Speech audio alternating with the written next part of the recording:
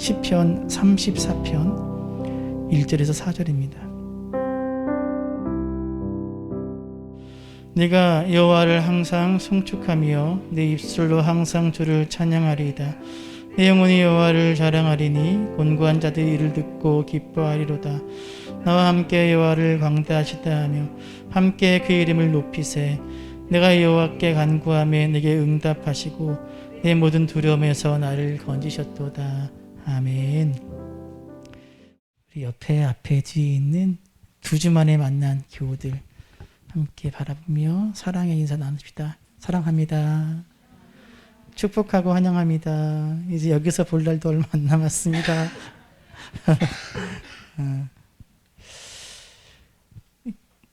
혹시 이분 이름 아십니까? 우리 교회는 너무 배운 사람이 많아. 설교하기 힘들어요. 저 혼자 아는 척 해야 되는데. 참, 김영석 교수, 연세대 명예교수이시고 수필가며 철학자이십니다. 1920년생, 올해 우리 나이로 102세가 되셨습니다. 2년 전에 100세가 됐을 때 수필집을 냈고, 그때 이제 여러 매체에서 인터뷰를 했는데, 그때 연합뉴스에서 인터뷰한 기사를 보았습니다. 그 인터뷰의 기사의 제목이 이것입니다. 불행한 경험, 손해가 아닙니다라는 제목이었어요. 그 일제가 1935년경부터 우리 민족에게 신사참배를 강요했습니다. 그때 이 교수님은 중학교 1학년, 그리고 중학교 1학년 때 기독교 신자가 되었대요. 기독교 신자가 된 그 해에 일제에서 신사참배를 강요한 거죠. 전국 곳곳에 신사를 지어놓고 절하도록, 참배하도록 강요했을 때 많은 기독교인들이 이에 대해 저항하다가 피해를 입었죠. 김영석 교수님도 그때 예수를 믿은 지 얼마 안 됐지만 이건 아니다 해서 그 윤동주 시인과 함께 신사참배를 거부했다가 학교를 강제로 1년 동안 쉬게 되었대요. 학교를 1년 못 나간 거예요. 그 학교를 1년 동안 못 나가게 되었던 그 시간, 그 고통의 시간이 이 교수님에게는 큰 도움이 되었다는 거예요. 그 1년 동안 이 교수님이 중학교 1학년 때 매일같이 오전 9시부터 오후 5시까지 학교가 아니라 도서관에 가서 철학서와 문학서는 닥치는 대로 다 읽은 거예요. 1년 동안. 얼마나 많이 읽으셨겠어요, 책을. 그 1년 동안 쌓은 학문적 지식이 도움이 되어서 나중에 수업할 때 선생님보다, 교수보다 이분의 철학적인 깊이가 더 깊을 정도로 그 1년 동안 학교 못 나갈 때 그때 읽었던 책들이 자신의 큰 신학, 영적인 양분이 되었다라고 말하면서 이 인터뷰에서 이렇게 이야기했습니다. 불행한 경험을 겪는 것이 손해가 아니더라 라고 말입니다. 따라합시다. 불행한 경험을 겪는 것이 손해가 아닌 인생. 대표적인 인물이 우리가 새벽에 살펴보고 있는 다윗입니다. 우리가 시편을 통해서 볼 수 있듯이 다윗은 끊임없는 고통과 시련의 연속의 삶을 살았음을 느끼게 됩니다. 그런데 다윗이 경험한 그 고난과 시련의 시간들은 교수님의 고백처럼 그의 삶에 손해가 되지 않았어요. 왜냐하면 다윗은 그 고통과 불행의 시간을 통해 하나님의 은혜를 경험했고, 그로 인해 하나님 앞에 가까이 나아가는 신앙으로 더 성숙해질 수 있었기 때문입니다. 오늘 우리가 함께 살펴볼 34편도 마찬가지예요. 다윗은 극심한 고난과 시련 가운데 이 시를 썼고, 그를 통해 얻은 깨달음을 우리에게 주고 있습니다. 시편 34편, 여러분 성경 보시면 부제가 적혀 있어요. 부제 한번 보십시오. 성경에 뭐라고 되어 있죠? 다윗이 아비멜렉 앞에서 미친 채 하다가 쫓겨나서 지은 시. 사무엘상 21장에 보면 사울을 피해 도망하던 다윗이 한계에 느끼게 돼요. 여러분, 도망자의 삶을 안 살아보셨죠? 그러니까 도망자의 삶이 얼마나 힘들면, 왜 이런 사형수도 지금은 없어졌지만 그 있잖아요. 시효, 살인 시효, 공소 시효. 그만큼 오랫동안 도망다녔으면 됐다는 거예요. 사실은 도망자의 삶은 굉장히 힘듭니다. 근데 다윗이 한계에 느낀 거예요. 더 이상 이스라엘에서는 내가 사울을 피할 곳이 없구나. 그래서 어디로 가기로 합니까? 블레셋 땅으로 도망가기로 합니다. 다윗이 도망간 곳은 블레셋의 가드란 곳이에요. 우리 사무엘상 21장 10절 함께 보겠습니다. 그날에 다윗이 사울을 두려워하여 일어나 도망하여 가드왕 아기스에게로 가니. 여기가 예루살렘이고 가드는 여기예요. 그래서 이 가드는 이스라엘에서 가장 가까운 국경 지역에 있는 블레셋의 5대 도시 중에 하나예요. 아마도 다윗이 도망 다니다가 가장 가까운 곳에 있는 블레셋의 도시로 갔겠죠. 다윗은 블레셋 가드 왕인 아기스에게 도망갑니다. 일종의 위장 전향이죠.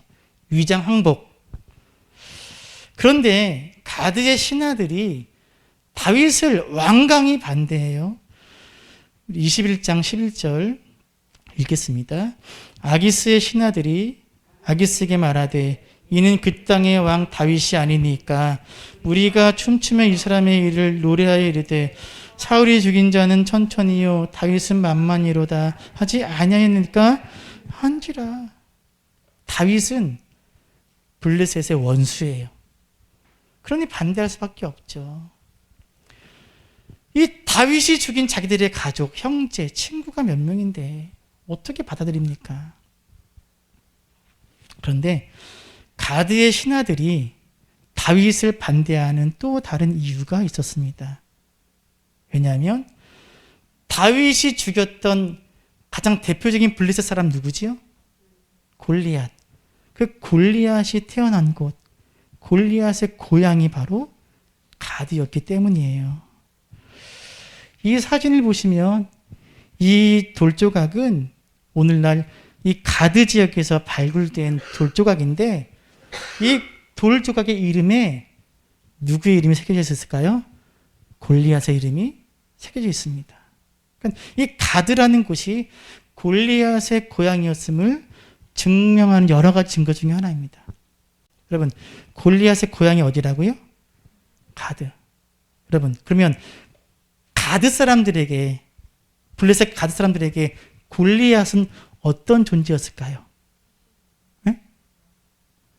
요즘으로 따지면 현수막 걸고 플래카드 걸고 우리 가드의 자랑 누구예요? 골리앗이죠. 이 블레셋의 뛰어난 장수가 우리 고향 가드 사람인 거예요. 가드 사람들에게 골리앗은 그들의 자랑이에요. 고향의 자랑. 그 골리앗을 누가 죽였어요? 다윗이거든요. 그 다윗이 지금 이 가드에 와서 자기를 걷어달라는 거예요. 걷어줄 수가 있습니까? 아니, 오히려 당장이라도 다윗의 목을 지금 베고 싶은 거예요. 다윗이 이걸 느끼는 거죠. 아는 거예요. 지금 얼마나 지금 위험한지 당장이라도 내 목이 지금 날아갈 줄을 알고 있는 거예요. 너무 두려운 거죠. 이 절체절명의 위기 가운데 다윗이 어떻게 행동하지요? 다윗이 미친 척을 하지요. 사무엘상 21장 12절 13절 함께 읽겠습니다. 다윗이 이 말을 그의 마음에 두고 가드 아기스를 심히 두려워하여 그들 앞에서 그의 행동을 변하여 미친 채 하고 대문짝에 그적거리며 침을 수염에 흘리며. 되게 하기 어려운 행동인 거죠. 미친 척하고 침을 막 흘리고 대문에 막 아무 글자나 막 이상한 글씨를 막 써대는 거예요.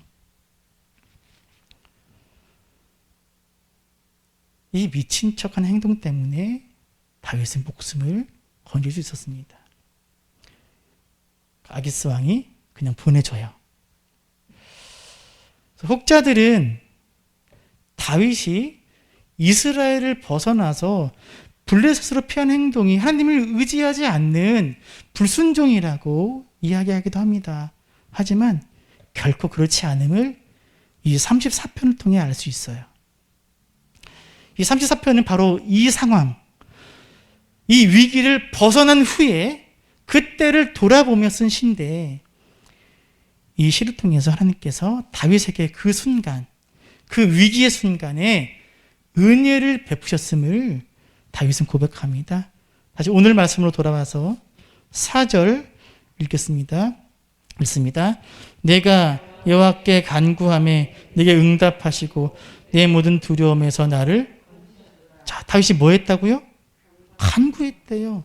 하나님께 기도했다는 거예요. 하나님께서 어떻게 했다고요? 응답하셔서 건지셨대요. 6절도 마찬가지입니다. 6절도 다시 읽어보겠습니다.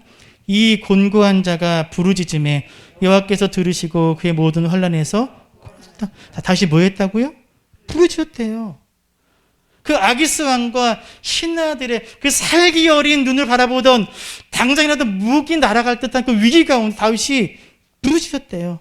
그러니까 들으시고 구원하셨대요. 여러분, 하나님이 어떻게 응답하셨습니까? 하나님이 뭘 도우셨죠? 다윗이 미친 척해서 살아난 거잖아요. 다윗이 자신의 노력, 자신의 기질을 발휘해서 목숨을 건진 거잖아요. 그런데 어떻게 다윗은 하나님께서 응답하셨다고 이야기합니까? 다윗의 기지로 구원받은 게 아니에요. 다윗의 번뜩이는 지혜로 이 위기를 탈출한 게 아니에요. 다윗은 분명하게 내가 하나님께 기도했고 하나님께서 나를 구원하셨다고 고백합니다. 이 고백을 통해서 우리는 두 가지를 알 수 있어요. 첫째, 다윗이 아기스 왕과 신하들 앞에서 미친 척을 해서 이 위기를 벗어날 수 있는 그 지혜를 주신 분이 누구라는 거예요? 하나님이라는 거예요. 다윗이 아기스 왕과 신하들 앞에 섰을 때 다시 하나님께 뭐 했다는 거예요? 기도했다는 거예요. 어떻게 했을까, 기도를요? 잠깐만요, 아기스 왕, 잠깐만 나 기도 좀 하고요 했을까요? 아니죠. 중심으로, 마음으로 하나님께 간절히 내가 이 위기 가운데 어떻게 하면 좋겠습니까? 라고 하나님께 구할 때 하나님 뭘 주신 거라고요? 지혜지요. 다윗 자신의 머리에서 나온 기지가 아니고 지혜가 아니고 순발력이 아니고 임기응변이 아니라 하나님이 주신 지혜라는 거예요. 그래서 이것이 하나님의 응답이라는 거지요. 두 번째, 가드 왕과 신하들의 그 마음을 움직이신 분 역시 누구라는 거예요? 하나님이시라는 거예요. 여러분, 아무리 미친 척을 해도, 아무리 다윗이 미친 척을 해도요, 블레셋 입장에서는 뭐 하는 게 좋지요? 죽이는 게 안전한 거예요. 그리고 다윗 때문에 아들을 잃은 사람이 많잖아요. 죽여야 원수를 갚지요. 아무리 미친 척을 해도 사실은 죽이는 게 후환이 없고 그것이 옳은 거거든요. 이 당시에는요. 그런데 아기스 왕과 신하들은 방심하여 다윗을 놓아줍니다. 그 아기스 왕과 신하들의 그 마음을 움직이신 분이 누구라는 거예요? 하나님이시라는 거예요. 하나님은 이 위기의 순간 다윗의 기도에, 다윗의 간구에, 다윗의 부르짖음에 응답하셨다는 다윗의 고백입니다. 다윗은 이 고난, 이 고통, 이 위기의 순간에 하나님의 놀라운 은혜와 손길을 경험한 것이지요. 그래서 우리가 아까 보았듯이 다윗에게 이 고통과 시련의 시간은 결코 헛된 것이 아니었다라고 이 시를 써서 고백하고 있는 것입니다. 성도 여러분, 저와 여러분 역시 마찬가지입니다. 저 여러분이 겪고 있는 고통과 시련, 그 시간들이 결코 헛된 것이 아님을 믿으시기를 바랍니다. 왜냐하면 그 고통과 시련 가운데 그 앞에서 기도하고 부르짖고 간구할 때 우리 아버지께서 반드시 응답하실 것이기 때문입니다. 여러분, 하나님께 그 고난과 시련의 때에 간구하고 부르짖고 기도하는 여러분 되시기를 간절히 축원합니다. 그런데 오늘 주목하고자 하는 내용은 다윗이 이러한 경험을 통해 얻은 중요한 깨달음이에요. 많은 깨달음이 있지만 오늘은 세 가지만 살펴보고자 합니다. 첫째, 하나님의 이러한 은혜를 경험한 사람은 항상 찬송하는 사람이 되어야 한다는 거예요. 따라합시다. 항상 찬송하자. 1절 다시 읽겠습니다. 내가 여호와를 항상 송축하며 내 입술로 항상 주를. 자, 우리가 배웠어요. 어떤 문장에서 구절에서 중요한 단어는 항상 반복한다 그랬어요. 어떤 단어가 반복되고 있습니까? 항상. 이 말의 원어 뜻은 뭐냐면 중단 없이 계속하다는 거예요. 그러니까 하나님의 은혜를 경험한 사람들은 하나님을 찬양해야 하는데 어떻게 해요? 중단 없이, 쉼 없이 항상 찬송하는 것이 은혜를 받은 자의 합당한 모습이라는 거예요. 근데 이것이 쉽지 않아요. 그래서 다윗 자신도 쉽지 않는 걸 압니다. 그래서 이 문장은 이런 의미예요. 잘 읽습니다. 나는 여호와를 송축할 것입니다. 다시 읽습니다. 시작. 나는 여호와를 항상 송축할 것입니다. 나는 내 입술로 항상 주를 찬양할 것입니다. 다윗의 결단이에요. 내가 뭐 하겠다? 하나님을 찬송하는데 어떻게? 항상 내가 해야겠다라는 결심인 거예요. 왜요? 다윗도 아는 거예요. 쉼 없이 중단 없이 하나님을 찬양하는 것이 어려운 걸 알기 때문에 이러한 결단과 결심으로 나아가는 거지요. 우리 모습이 그래요. 하나님께서 은혜를 베풀어 주시면 하나님 은혜 있지 않겠습니다. 내가 열심히 섬기고 예배하고 봉사하고 그렇습니다. 하나님께서 은혜를 주십니다. 응답하십니다. 근데 오래 가지 못해요. 시간이 지나면 그런 마음은 희미해지고 안타깝게도 그 은혜를 망각한 채 다시 또 식어버리죠. 첫사랑을 회복하라는 에베소 교회를 향한 하나님의 말씀처럼 그렇게 살아갑니다. 여러분, 여러분도 다윗처럼 결단할 수 있기를 바랍니다. 하나님의 은혜를 망각하지 않고 쉼 없이 항상 중단 없이 하나님을 찬양하는 저 여러분들 짓기를 축원합니다. 둘째, 다윗의 깨달음은 무엇이냐? 하나님의 은혜를 경험한 사람은 하나님을 자랑하는 사람이 되어야 한다는 깨달음이에요. 따라합시다. 하나님을 자랑하자. 다시 한번 하나님을 자랑하자. 자, 2절입니다. 읽습니다. 내 영혼이 여호와를 자랑하리니 곤고한 자들이 이를 듣고 내가 뭐 한다고요? 누구를요? 여호와를요. 내 지혜와 내 기지로 이 위기에서 벗어나서 나를 자랑하는 것이 아니라 나에게 지혜를 주시고 저들의 마음을 움직여주신 하나님을 내가 자랑한다는 거예요. 다윗은 어떻게 보면 자기 자신을 자랑할 수도 있었거든요. 하지만 다윗은 내가 아니라 나에게 은혜 주신 하나님을 자랑합니다. 그리고 하나님을 자랑하는 것이 바로 하나님을 찬양하는 것입니다. 우리가 때로 하나님께 많은 은혜를 받음에도 불구하고 그것이 은혜임을 망각할 때가 있어요.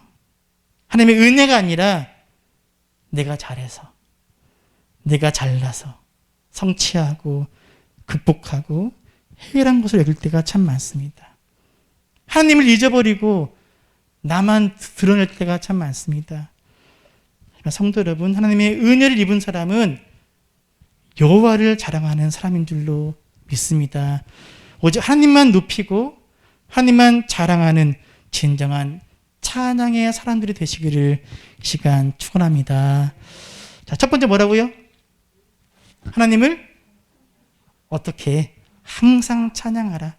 두 번째는 하나님을 자랑하자. 세 번째는 무엇이냐? 하나님의 은혜를 경험한 사람은 함께 찬양하는 사람이 되어야 한다는 거예요. 따라합시다. 함께 찬양하자. 다시 한번 함께 찬양하자. 3절입니다. 3절 있습니다. 나와 함께 여호와를 광대하시다 하며 함께 그 이름을 높이세. 이렇게 보면 우리가 잘 모르는데 사실 이 문장은, 구절은 이런 구조예요. 다윗이 먼저 앞부분을 선창해요. 이렇게.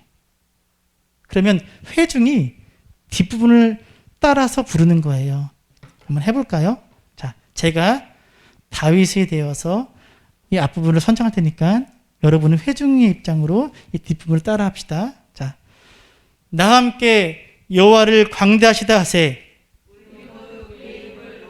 할렐루야. 이렇게 하는 거예요. 이 구절은 그런 구조예요. 좀 느껴지십니까? 하나님이 입으신 은혜를 찬양하는 주체가 다윗 한 사람에서 모든 회중으로 확장되고 있는 거예요. 다윗 한 사람의 찬송이 모든 회중의 합창이 되고 있습니다. 다윗 개인이 경험한 은혜와 신앙 고백이 모든 회중의 은혜로, 신앙 고백으로 지금 확대되고 있는 거예요. 이것이 중요합니다. 왜냐하면 교회는 이런 곳이어야 하기 때문입니다. 따라합시다. 교회는 찬양하는 공동체입니다. 다시 한번, 교회는 찬양하는 공동체입니다. 할렐루야. 성도 한 사람 한 사람이 경험한 그 은혜에 대한 고백과 찬양이 서문학교의 모든 공동체 지체들의 찬양과 고백을 확대되어서 함께 기뻐하고 함께 고백하고 함께 찬양하는 것이 그 교회답다는 거지요. 예전에 섬기던 교회를 제가 사임할 때, 사임하기 한 달 전에 1월 달에 2019년 1월 달 오후 예배 때 제가 창세기 아브라함 이야기를 가지고 설교한 적이 있어요. 설교 제목은 내년 이맘때였습니다. 기억나는 분도 있을 거예요. 내년 이맘때. 창세기 18장에서 하나님께서 아브라함과 사라에게 나타나셔서 후사를 주기로 약속하시면서 이렇게 말씀하셨죠. 우리 읽어볼까요? 창세기 18장 10절입니다. 읽습니다. 내년 이맘때 내가 반드시 내게 돌아오리니 내 아내 사라에게 아들이, 언제요? 제가 그때 이렇게 설교했어요. 그때 했던 설교예요. 성도 여러분, 제가 이제 전에 섬기던 교회를 이제 막 되게 억울하게 나간다는 입장이에요. 자, 그런 느낌 들어보세요. 자, 내년 이맘때 저 여러분은 몰라보게 달라졌을 겁니다. 내년 이맘때 하나님께서 놀라운 은혜를 베푸실 겁니다. 이것이 내 능력에서 기인하는 것이라면 공수표에 그칠 확률이 많지만 전능하신 주님이 일하신다면 가장 확실한 약속이요 해답인 줄로 믿습니다. 이 세상에 주님께서 하시기에 결코 어려운 일은 없습니다. 그래서 아브라함과 살아계신 내년 이맘때라는 약속은 오늘 지금 이미 기회를 잃었다고 여기는 우리를 향한 하나님의 분명한 약속입니다. 그래서 성도 여러분, 내년 이맘때를 우리 기대합시다. 인내하며 우리 기도합시다. 하나님께서 이르실 그때를 미리 가져와 미리 기뻐하고 미리 감사하며 살아갑시다. 옆 사람과 인사합시다. 내년 이맘때 한번 봅시다. 인사해보세요. 내년 이맘때 한번 봅시다. 이렇게 했거든요, 설교를. 그래서 이때가 교회를 사임하기로 결정한 뒤라서 약간 고별 설교 느낌이었죠. 그래서 설교가 끝난 후에 몇몇 분들이 저한테 오셔갖고, 목사님, 내년 이맘때 꼭 봐요. 내년 이맘때 부흥해서 돌아오세요. 근데 교회를 개척하고 내년 이맘때 딱 1년이 지나도 2020년 1월이 되어도 별다른 일이 없더라고요. 오히려 2020년 1월 때 무엇이 생겼죠? 그때부터 코로나 비대면 예배를 1월부터 드렸습니다. 내년 이맘때 뭔가 이랬어야 되는데, 그러면 1년 더 지났습니다. 그 내후년 이맘때는 무슨 일이 생겼죠? 교회는 별일이 없는데 교회를 이사를 가야 되는 거예요. 그래서 2년이 지나서 이제 이사를 준비하고 2년 하고서 6개월이 지났는데 오히려 교회는 더 작아졌고 월세는 비싸졌고 교세는 그대로이고. 자, 2019년 그때 설교하면서 정말 저는 내년 이맘때에 놀라운 일이 벌어질 거라고 믿었거든요. 근데 그게 아니더라고요. 내년 이맘때가 아니라 하나님의 때에, 하나님의 방법으로 하나님은 응답하시더라는 거지요. 지금 2년 9개월이 지난 지금 비로소 하나님께서 의정부 서문학교회를 향한, 또 저를 향한, 또 여러분을 향한 놀라운 일을 지금 행하고 계신 우리가 목도하고 있습니다. 하나님은 내년 이맘때가 아니라 하나님의 때가 되자 우리에게 준비하셨던 은혜를 부어주시기 시작하시는 거지요. 엘림교회와의 통합은 이게 사람의 생각으로는 도저히 기대할 수 없고 상상할 수 없는 일입니다. 우리가 고민하며 기도하던 문제들이 모두가 해결되고 있음을 봅니다. 이 은혜, 이 손길, 우리가 뭐 해야 된다고요? 함께. 그래서 함께 찬양하는 공동체. 이게 김승기 목사 한 사람을 위한 하나님의 은혜가 아니라 우리 모두를 위한 하나님의 은혜로, 하나님의 놀라운 손길로 함께 고백하고 함께 찬양하는 것이 진정한 교회라는 거지요. 여러분, 이 놀라운 은혜를 함께 찬양하길 간절히 소원합니다. 물론 옮기는 과정 가운데서 무언가 마음에 안 들고 부족한 것이 있겠지요. 그것들은 우리가 내려놓고 하나님께 함께 찬양하는 것이 진정한 교회 모습인 줄로 믿습니다. 성도 개개인도 마찬가지인 것 같아요. 저는 이렇게 생각해요. 하나님께서 왜 지금일까? 왜 지금일까? 하나님께서 여러분들은 엘림교회랑 통합하는 것이 되게 신기하고 놀라운 일로 여기십니까? 네? 잘 못 느끼시겠어요? 네. 저는 하나님께서 이 일을 통해서 하나님께서 우리 서문학교회를 엘림교회를 통해서 함께 하나 되게 하심으로써 하나님의 놀라운 은혜를 경험하고 그것을 붙들고 우상명 성도를 위해서 기도하라는 말씀 같아요. 하나님께서 하실 수 없는 일을 행하셨잖아요. 믿어지십니까? 다음 주에 가면 믿어지실 거예요. 아직은 잘 믿어지지 않아도 다음 주에 교회에 들어가면 우리가 여기서 예배드린다고? 여기가 우리 공간이라고? 느끼실 거예요. 그 경험, 그 체험을 가지고 더 큰 기도로 나가라는 거예요. 우상의 성도를 깨우는 거지요. 우상의 성도가 깨어나면 이정희 권사님만 좋은 거예요? 아니에요. 그 기쁨을 누가 같이요? 우리가 함께 기뻐하고 함께 축하하고 함께 찬양하라고 하나님께서 우리에게 이런 놀라운 일들을 주신다라고 저는 믿고 고백합니다. 이것이 교회 공동체예요. 그래서 우리가 한 사람 한 사람 삶의 자리에 느끼는 그 경험한 은혜들을 가져와서 함께 나누고 함께 고백하고 함께 기뻐하며 함께 찬양하는 것이 진정한 교회 공동체인 줄로 믿습니다. 우리 의정부 서문학교회가 하나님께 받은 놀라운 은혜를 함께 찬양하는 찬양 공동체로 아름답게 세워져 가기를 시간 축원합니다. 말씀 맺겠습니다. 우리가 감당하고 있는 고통과 시련의 시간은 결코 헛된 것이 아님을 잊지 마시고 그 시간 가운데 하나님의 놀라운 은혜와 손길을 경험하시기를 간절히 축원합니다. 그리고 그 은혜를 경험하여 우리가 세 가지. 첫 번째 뭐 하자? 항상 찬송하자. 두 번째, 하나님을 자랑하자. 세 번째, 함께 찬양하자. 이런 놀라운 은혜와 축복이 여러분의 삶의 자리 그리고 우리 교회 가운데 부어지기를 축원합니다.